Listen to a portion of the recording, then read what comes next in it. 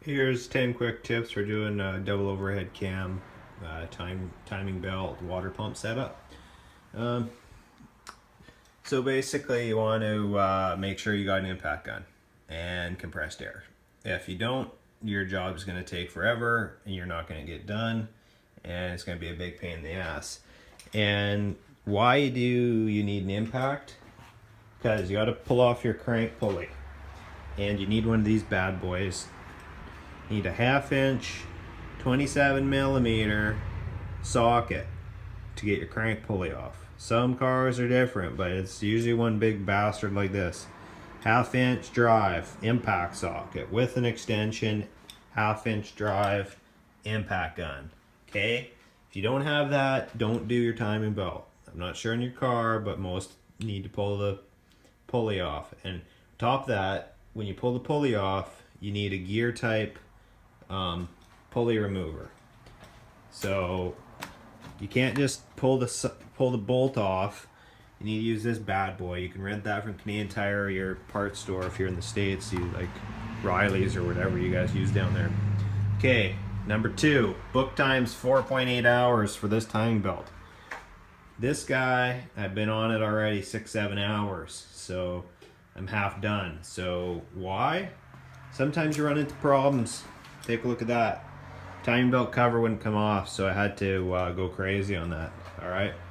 Okay, number 3, water pump thermostat. Okay, you want to do your water pump. Why? Because your water pump is integral to your engine. This is a new water pump. Okay. Old water pump is right beside your timing belt. Right there. So when you're in there doing all the other shiz, do your water pump. Thermostat's right there too, so do that too. Make sure you got good parts, new thermostat with the seal, and when you do your water pump, throw some of that red shit on your seal, as the instructions say. Okay. Number 4, pulley puller. We already covered that in number 1, but make sure you have a pulley puller.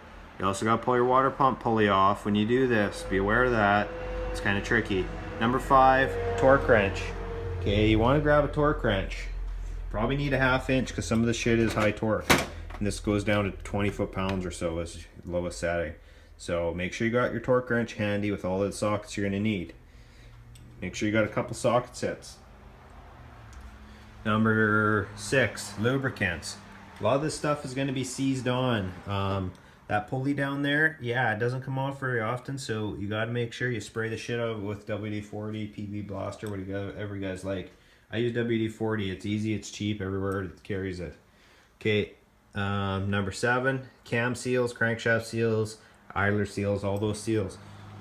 Timing belt kit will give you all the seals you probably need.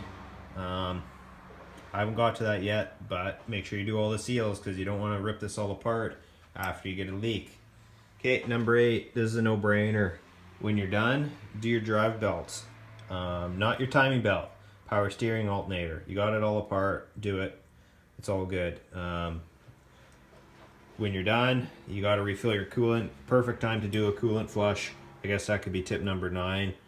Tip number 10, before you put it all back together, rotate it over by hand. Yeah, it's an interference engine, so you want to make sure that the piston and valves don't mix up together. So you want to make sure it's all good before you put it back together. Other than that, follow my tips. It'll save you some time and money. If you want to go a quick rundown again, I guess I say 10 tips, but there's only 8 on the board. Compressed air. Make sure you have lots of time. Replace the water pump thermostat. Have a pulley puller. Use a torque wrench. Get your WD-40, all your lubricants in order. Cam seals or any other seals you might want to change.